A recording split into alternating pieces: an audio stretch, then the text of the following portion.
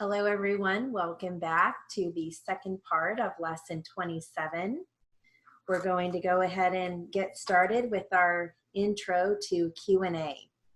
So when I refer to Q&A, I'm always going to be talking about our light board up here. So before we get started with our handouts, let's go over the light board.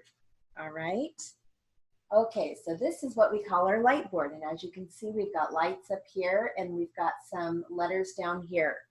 So in order from left to right, I'm going to explain to you the P is going to be referred as the plaintiff attorney.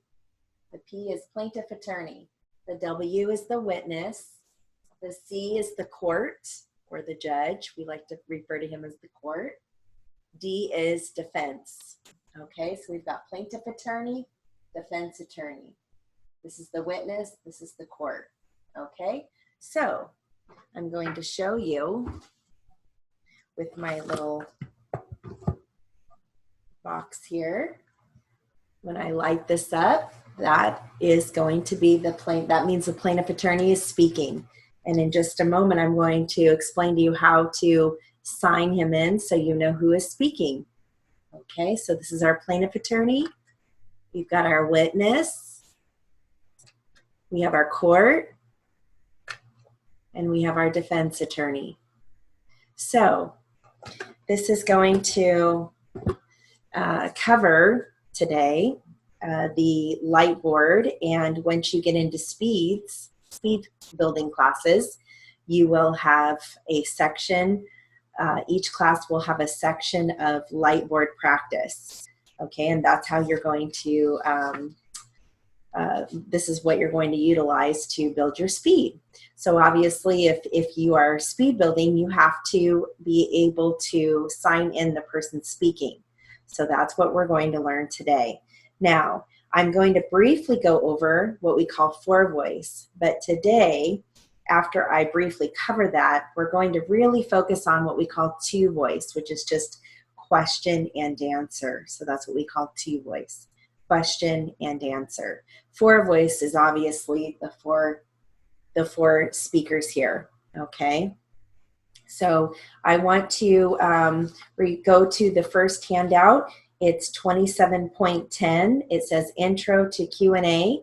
So that's what we're going to cover first. Now, this is not for homework per se. You're not going to be doing anything on your machine with 27.10. This is more information, but you need to understand it. And you're going to use this to practice your sign changes because I'm going to have you practice using your different sign changes, okay? So let's go down the line with the speaker identification.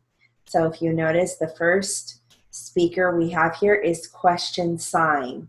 So anytime we have a question, there's going to be a way that we sign in the person that is questioning. And if you notice, it says cracks with the left hand. So the way that we sign in whoever, it could be the plaintiff questioning, it could be defense questioning. But for now, we're just focusing on the question sign. So anytime, it doesn't matter if it's the plaintiff or the defense questioning, we're going to sign them in by striking the S, T, K, P, W, H, R, all at the same time, or the cracks with your left hand. We're not touching any vowels down here. So S, T, K, P, W, H, R. If you strike all of those at the same time, you will see a Q. Okay, if you leave out one of those letters, you're not going to see a Q. That means that you had an error somewhere. Okay, so then the software won't recognize it as a question. So you got to make sure you're striking all of those letters with your left hand and don't touch anything on the vowel bank. S, T, K, P, W, H, R. That is our question sign. Anytime the witness answers, we're going to call that the answer sign. And that's going to be, if you notice, it says cracks with the right hand. That's going to be your FR, PB, LGTS. FR, PB, LGTS, all at the same time. It's kind of hard for me to show you because this chart is so spread out, but I want you to practice that. striking all of these at the same time. Again, if you leave out the S here, the software will not recognize it and you will not get an answer sign or an A sign, okay? You strike them all at the same time, your software will recognize it.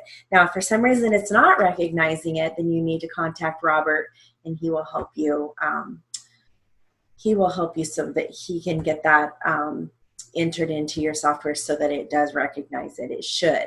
Okay, sometimes our software, you have to strike it a couple times before it does recognize it. So if it's not, maybe strike it maybe 5 or 6 times and then see if it recognizes it.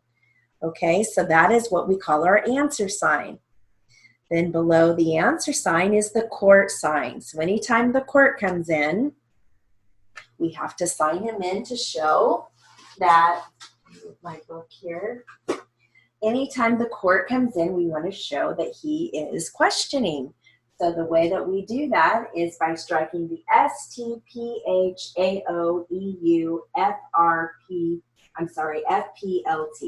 So it's the STPHAOEUFPLT.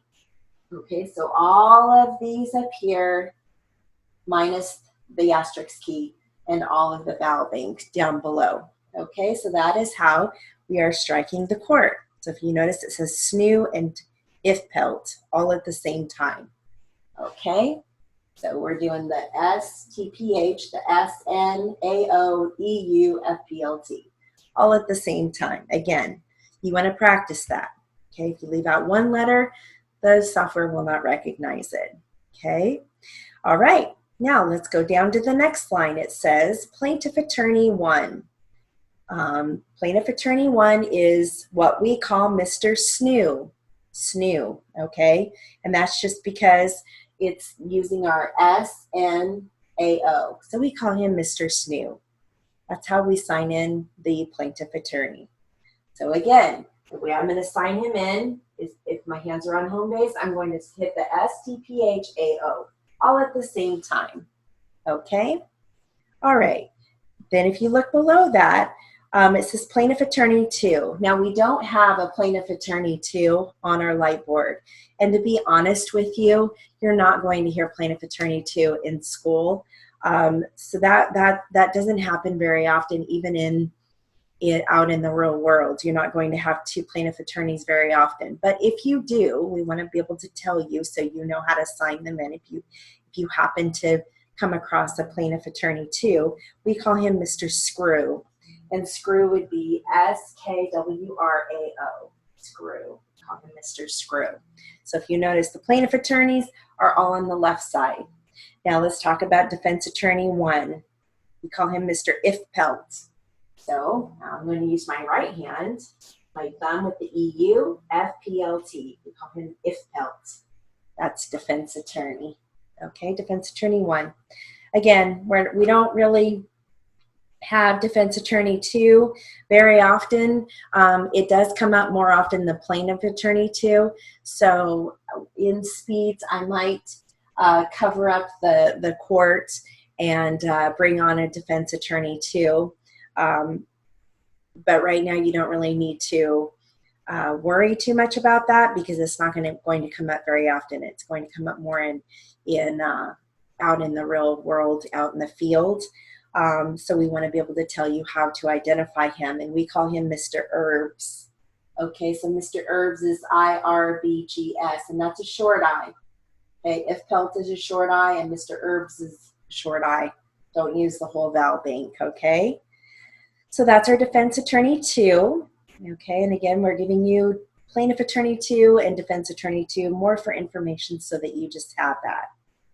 Okay, now, there are times when the witness will speak out of turn when it's not really a question posed to the witness. Maybe the witness just maybe yells something in the court or yells something at an attorney when really they're not asking that witness anything.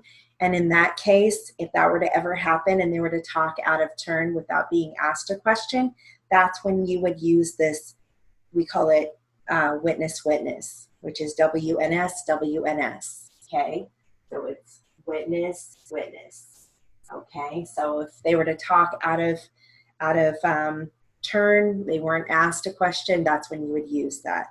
So again, for right now, we're just kind of going over these. We're not going to worry too much because we have a lot to learn and I don't want to overwhelm you. Okay, all right.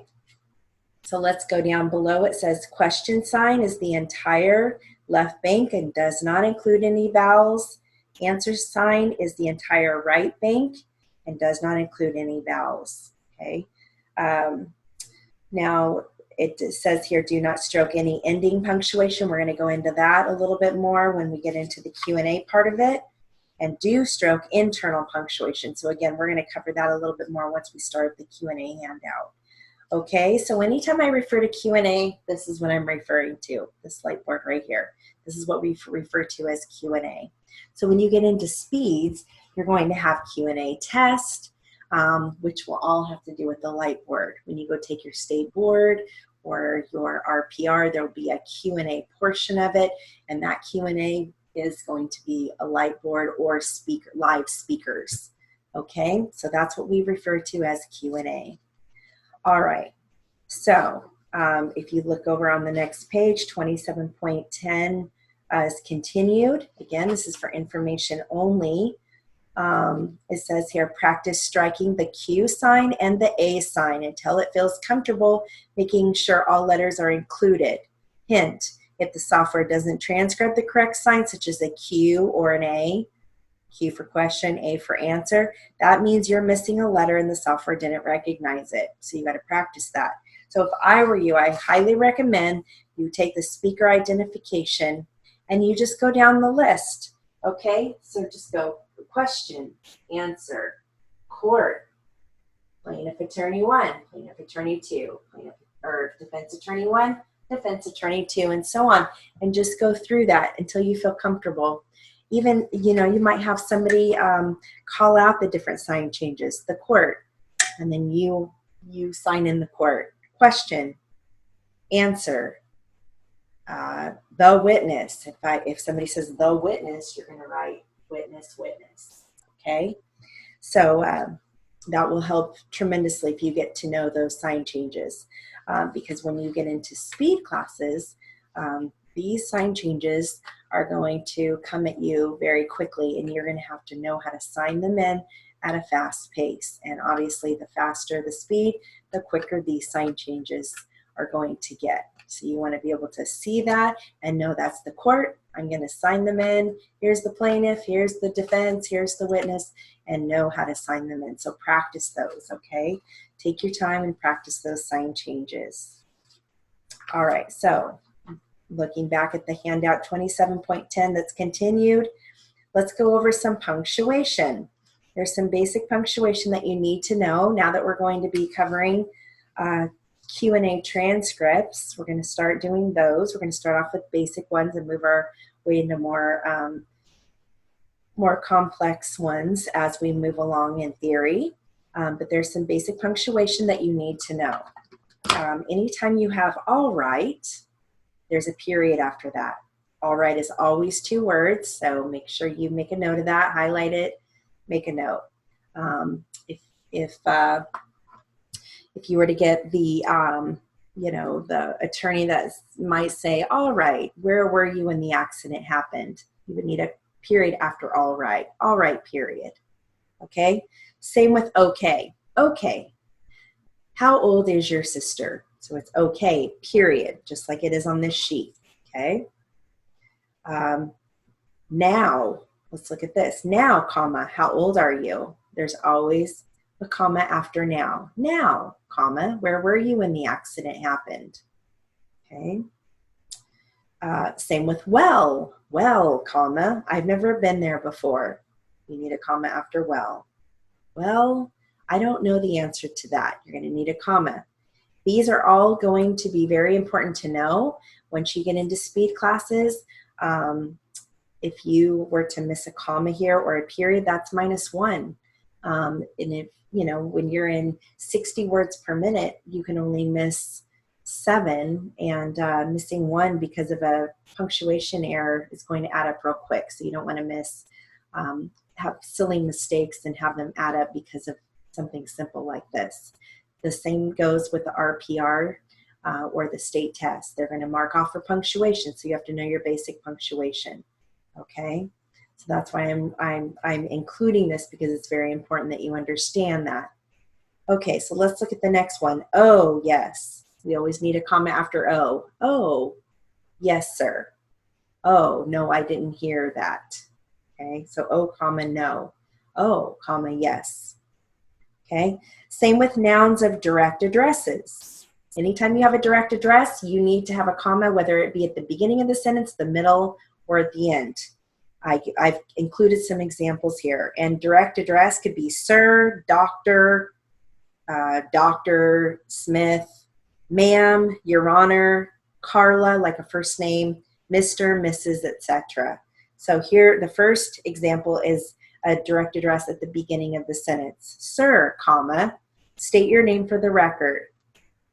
Okay, let's look at the second sentence. State your name, sir, for the record. And the way that you know for sure that you need a comma here before and after this direct address is because you can take it out and it makes sense without the direct address. You can say, state your name for the record, comma that off, because you can take that out and it makes sense. So you need to have a comma before and after the direct address when it's in the middle of the sentence. Okay, same with the last sentence. It's at the end of the sentence. State your name for the record, comma, sir. Okay, again, you can take that out. You can say, just state your name for the record. You can leave it out. So you need a comma in, okay? All right, so those are some basic punctuation rules there. So keep those handy. If you have any questions, let me know. All right, now we're going to go ahead and go into the Q&A number 1. And I'm going to explain it to you. Then I'm going to dictate it to you, and I want you to practice this on your machine. And then I want you should have this printed out. I want you for homework to include this with your homework. I want you to submit the steno Q&A number 1. So I don't want you to transcribe it. That's going to come at a later time. For now, I want to see what you do in steno, because I want to make sure that you're doing the correct sign changes. So let's talk about the Q&A number 1. Back in the intro to Q&A, at the end where it says, do not stroke ending punctuation, do stroke internal punctuation. This is where I'm going to explain that here now. Whenever you are writing Q&A on the Lightboard, our software it's pretty smart. The artificial intelligence on that is very smart. So most of the time it's going to anticipate that you have a question or an answer. So anytime there's a question, where were you when the accident happened? We do not want you to strike your interrog. And the reason being is because when you strike your answer, the software is automatically going to throw in your question for you. The same goes with an answer. If I were to say, my name is Ann Smith, we don't want you to put in the period, because once I hit the question bank to start the new question, the software is going to anticipate that the previous statement was an answer, and it's going to give you a period. Okay, so it's going to do that for you.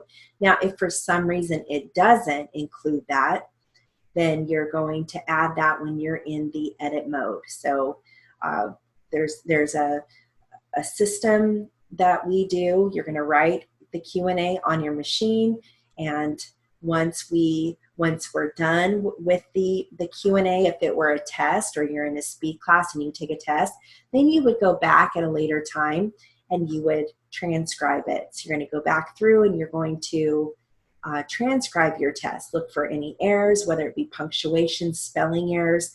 You're going to look because our software is not perfect. It's kind of like a phone. Think of it as a phone where, you've got the autocorrect, and sometimes it's going to add things that maybe you didn't want. So you still have to proofread it. But so that's why we don't want you to add ending punctuation to the end of a question or the end of an answer, because most likely the software is going to do that for you. Now, if for some reason it doesn't, then once you're in the edit mode, that's when you would add the correct punctuation. Or if it adds a question and you want a period, you can simply change it, okay? All right, so before we go through this Q&A, as you can see on this Q&A number 1, you're going to be able to see that it has a special format. So again, when you go through this and you're practicing, if you notice your format does not look like this handout, you need to contact Robert and he will help you get set up so that your software and your computer is configured to the correct format. You want to make sure that you have the right tab spaces and the correct format. Okay, so there's a handout that you can print out, and it'll give you all the requirements. And if you're noticing that it does not match up to this, then you do need to let Robert know, and he will help you with that. Okay, so this format follows the guidelines for the state test and the RPR. Okay, all right. Now, if you notice the first line, it says, "Would you please tell us your full name for the record?" And then there's a period, and you might ask yourself, well, why is there not a question mark there? It's because it's considered a command. They're not asking a question. It's more of a statement or a command. Would you please tell us your full name for the record? It's not like, would you please? No, it's a command. So that's why there is a period at the end of that. So when you write this on your machine, you sign this in as a question, and you write this, you're going to notice once you hit that answer, the answer bank, it's probably going to throw in a question there. So if this were a test, you would go into the edit mode and change that period to a question, or I'm sorry, that question to a period. Okay, so that is a good example right there of sometimes our software is not perfect, and that's okay. It does a lot of, think of it as it does a lot of work for us, but it doesn't do everything. It's not perfect, but it's come a long way. I have to tell you, when I first got out of school, we did not have software, we didn't have the software like we do now. So basically everything was on paper. We wrote our Q&A on paper. We had to take our paper notes, and we had to do all of our transcribing on typewriters. So that was back in 1994. So now you guys have software, and everything you're writing, most of it's coming up as words. You're building your dictionary so that you're getting, those non-translates up, fixing those errors, and so you're constantly improving that. So don't get frustrated with your software. Think of it as what it's doing is it's providing you a service, and it's not perfect. Okay, so that means you still have to proofread. Okay, so if you notice here, the first line says, question, would you please tell us your full name for the record? And I'm going to go back, and I'm going to use my Lightboard. I'm going to sign in. We're going to use Plaintiff for the first day. I'm going to switch off. Every time we have a class from now on, I'm going to give you guys a Q&A, and I might use the Plaintiff one today, and the next day I might use Defense, and I'm going to switch off. So today we're going to use the Plaintiff. Okay, so I don't even want you to worry about signing in the plaintiff attorney. All I want you to do is I want you to sign in the question bank. Question, STKPWHR. Sign that in, okay? And I'm going to dictate this to you. Would you please tell us your full name for the record? You're going to write that. Don't put a period in or a question. And then you're going to sign in answer, the answer bank. Pam S. Miller. Now, again, there's a proper name. So you're writing it phonetically. It's just like taking a test. You're writing it phonetically at the end of this at the end of this, if this were a test, I would give you the word list with the proper names, and I would give you Pam Miller, and I would spell that for you so you would know how to spell it. Okay, so don't get stuck on somebody's name. You're just writing it phonetically. You want to have a readable outline, and then I'm going to give you the spelling after the test, okay, or after the dictation. Okay. All right, so once I say Pam S. Miller, then I'm going to come over and say questions. You're going to strike your question bank. Is it Miss or Mrs. Miller? Okay, again, you're not going to strike your ending punctuation. Then you're going to come over and strike your answer bank. It is Ms. Miller. Okay, so see why, now you can probably see why theory is so important and the foundation. Because if you don't have that firm foundation and you're struggling, once you get into speeds, if you can't keep up with, with the speaker, it's going to be very difficult. So that is why it's so important that you continue to learn your briefs and phrases and get that foundation down so you're not having to stop and pause and think about things. Okay.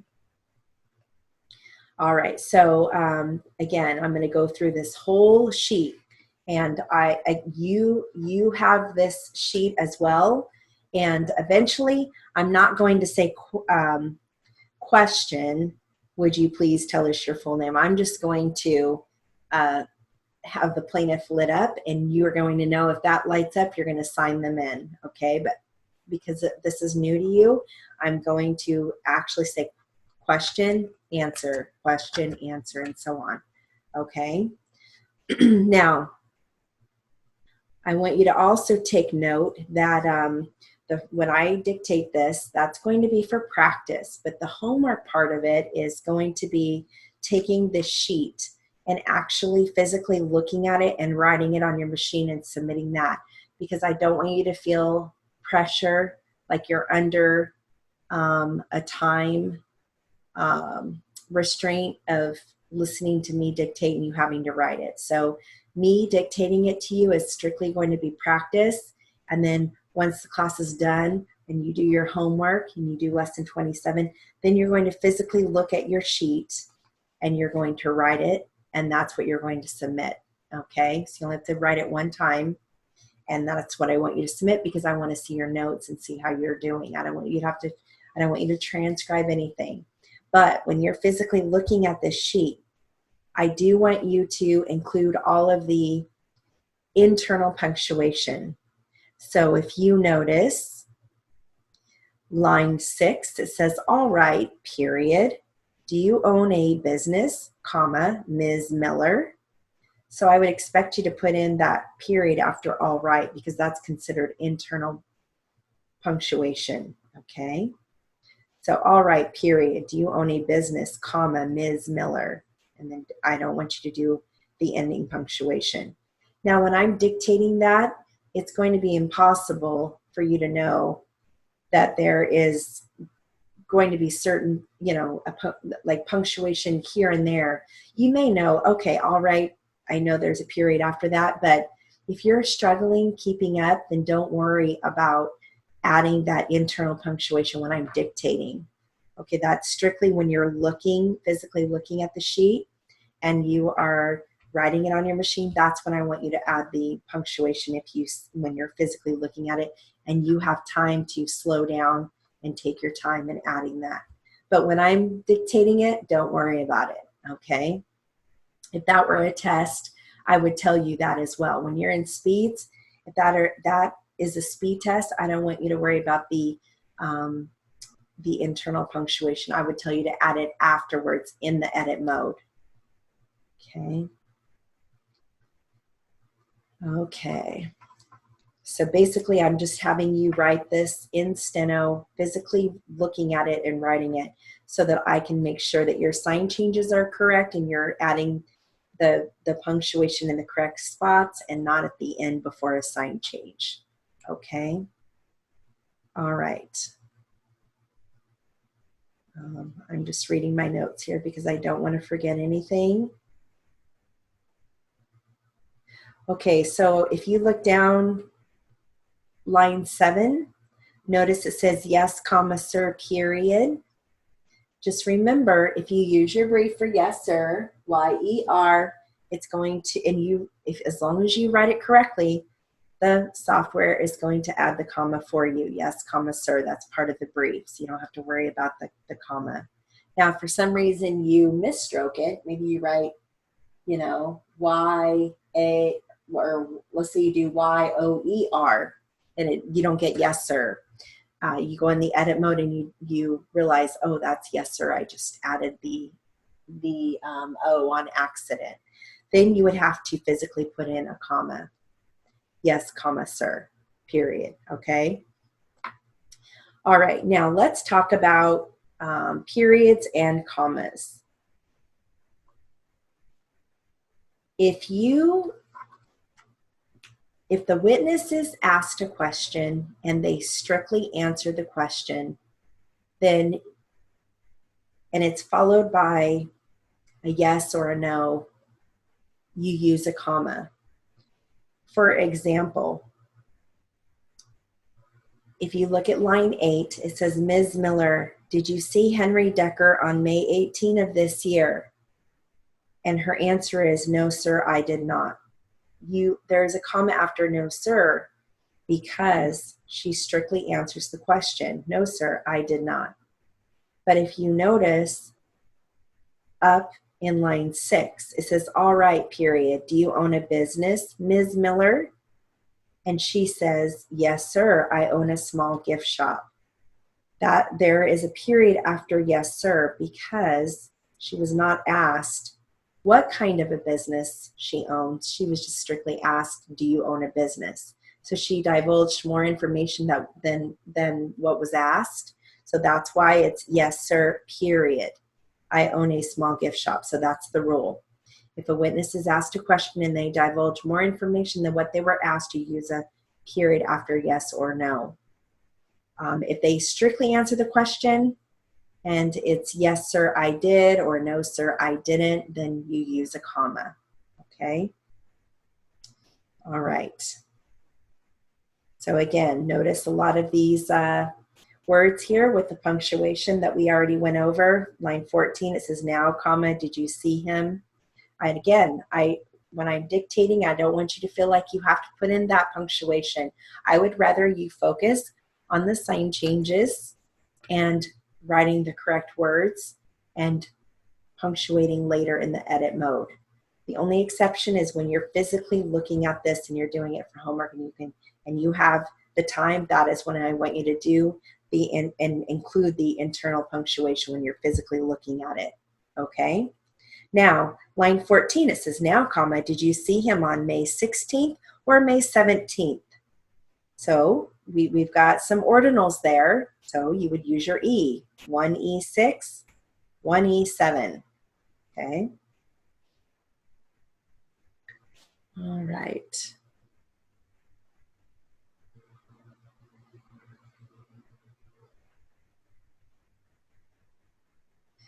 Looking down at line 25, you're going to notice the answer says, oh, comma, I would say about a week before.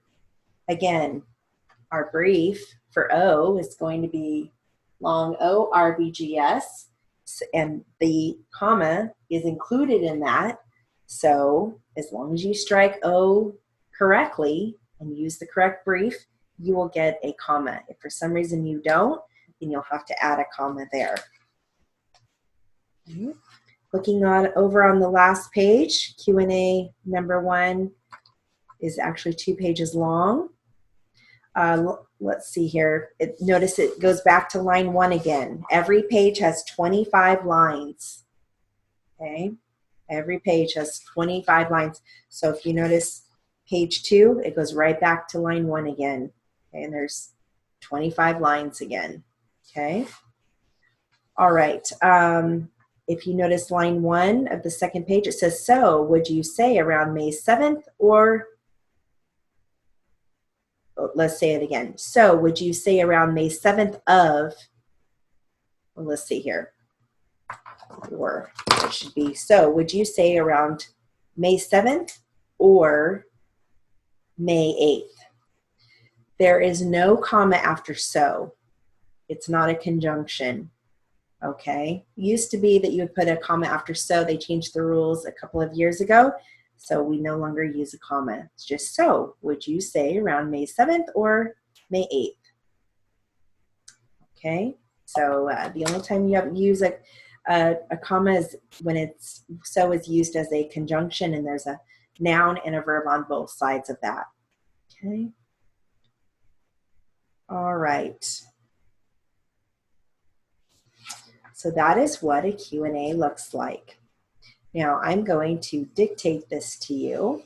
I'm even going to say question and answer when it's time to sign them in. Eventually, I'm not going to do that. Eventually, I'm going to just light up the person and it'll be up to you to sign them in. And it's very important that you get the correct sign change, because if you don't, when you're in speeds, that would be -5. So think about it. If you're in 60 words per minute and you can miss 7 and you miss, let's say the defense comes in, but you sign them in as plaintiff, that's -5. So you only have 2 that you can miss after that. So it's same, when you're in 100 words per minute, you can miss 10. So again, if the court comes in and you sign them in as plaintiff, that's -5.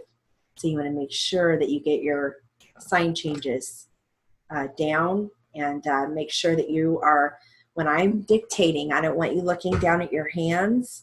I want you to be looking up at the light board so that you see the sign changes. Because if you're looking down, you may miss a sign change and look back up and not even know that it had already changed from the plaintiff to the witness and back to the plaintiff again.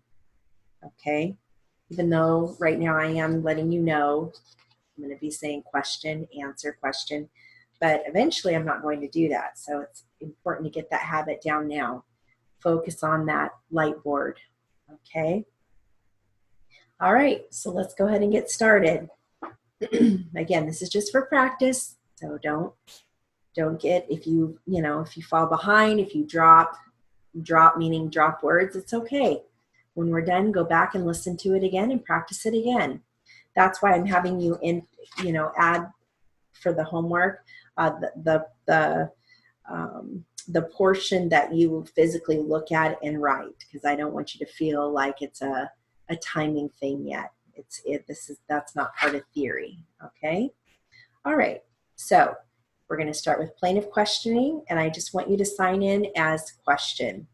Okay, question bank. Don't worry about signing him in as Mr. Snoo or anything like that. That's going to come later when we learn how to sign in all 4 speakers. Okay, so question. There we go. And again, you want to phrase as much as possible because it will help you to have fewer strokes, which helps to keep up with the speaker. Okay, here we go. Would you please tell us your full name for the record?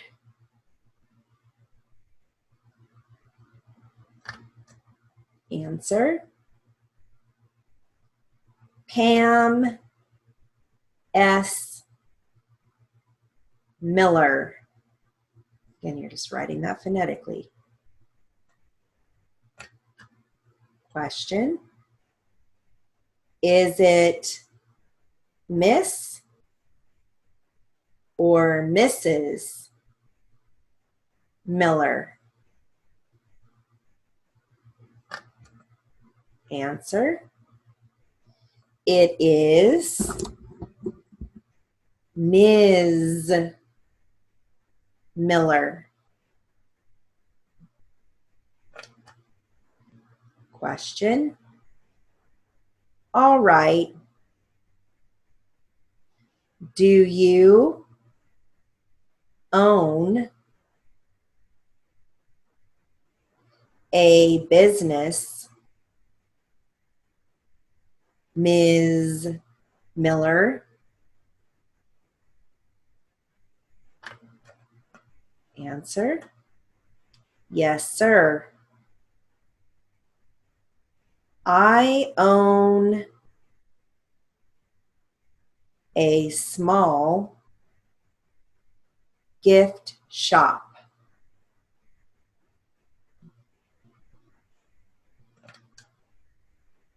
Question: Ms. Miller, did you see Henry Decker on May 18 of this year?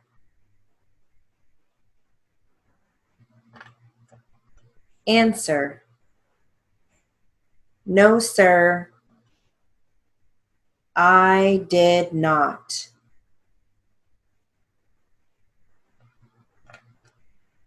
Question: all right, did you talk to Mr. Decker on the phone on the 18th of May?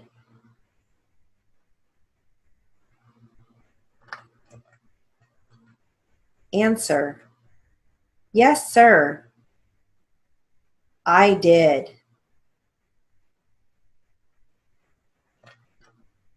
Question: now, did you see him on May 16th or May 17th? Answer: no, I didn't. Question: when did you last see Mr. Decker?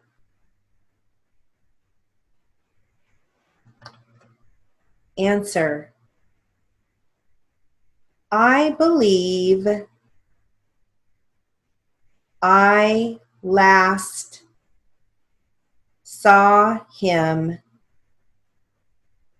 on the 14th of May.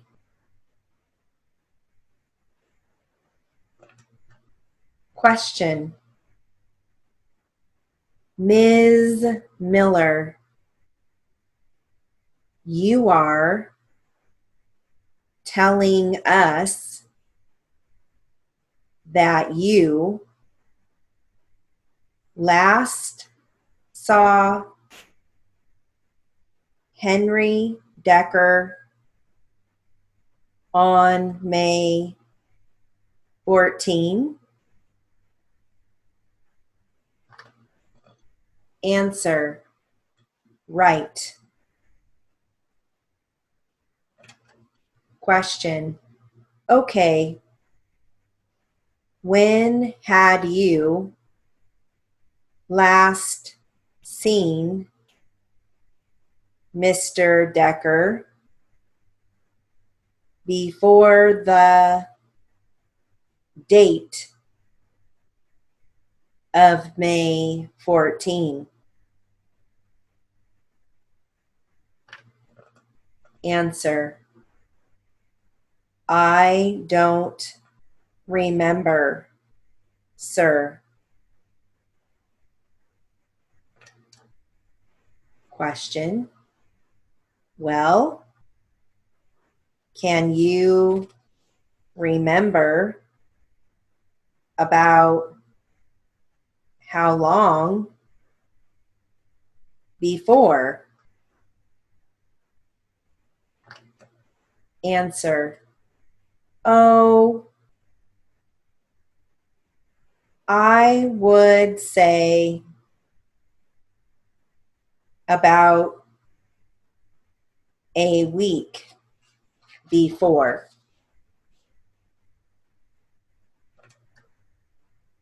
Question.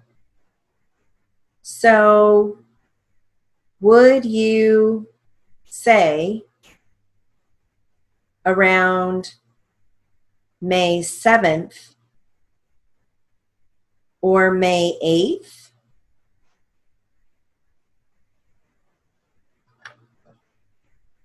Answer. Yes. That sounds about right.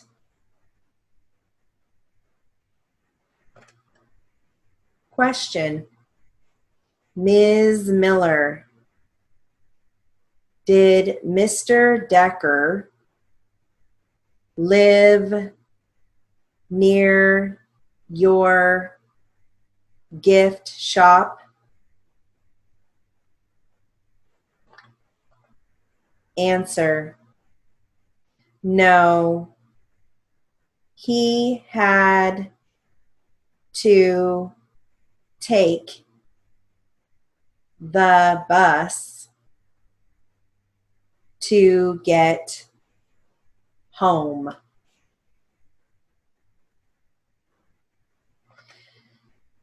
Now, at the very last word of a Q&A test, you can add the last punctuation because there's nothing after that for the software to determine if it's question or a period.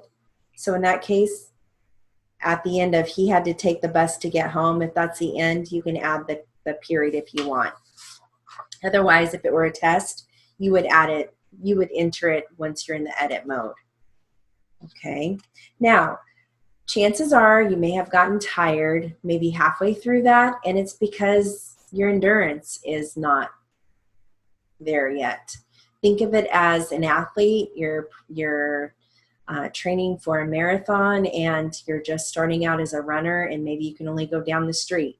So as you practice, your endurance is going to just get better and better, and it's going to extend. So think of it that way. Okay, so don't get frustrated with yourself. If you notice you were starting to maybe lose focus, maybe you started to notice other things in the room or hearing things, or you're losing focus. That's very common at this stage. And as you move forward with this, your attention span will only get better. The more you practice, the better it gets. And once you're in higher speeds, you're going to be able to write for hours at a time and be able to focus for that period of time. As a working reporter, you can work all day and it's not a problem. Okay, so just remember that. So if you notice you were starting to fade off or you're starting to make more mistakes as we were going along, it's very normal. It's because you're not used to having to focus that long on something. This is all new. So your brain is trying to figure this all out, and your hands are doing one thing and your mind's telling you to do another. So don't be hard on yourself, okay? Okay, so again, if you're, when you write this and you go to print it, if it doesn't look like this handout, then just let Robert know. He will give you a guideline of what needs, what all your tabs and your spacing needs to be. Every page needs to be numbered 1 through 25. And even if you have a page that maybe the Q&A only goes halfway down the page, you still need to have it numbered all the way down to 25. Okay. And so again, I encourage you to go back and listen to it again, take a break, maybe go back tomorrow and or a later time and practice it again. So from now on, every theory class that we have from now on, we're going to be doing a Q&A. So we'll do a few more basic Q&As. I'll switch now. Next time we'll do defense, even though you're still going to be signing him in as the question bank. And then eventually we're going to get to for voice. I'm going to explain to you how to sign in the different speakers, as opposed to who's speaking and who's questioning and all of that. So I don't want to give you too much in one day because it is a lot. Okay, so we're going to go ahead and stop here. So again, I want you to, as part of the homework, I want you to write this Q&A, and you're going to submit only the steno portion of it. I don't want you to edit it. I want you just to send the steno portion, because I want to make sure you're doing your sign changes correctly, and you're not adding your ending punctuation, but you are adding internal punctuation. Because you're physically looking at it, so you have time to do that. And then I'm going to come back once you have completed your lesson 27. You're going to come back in, and we're going to do some read back with lesson 27. So I will see you soon. Have a great day.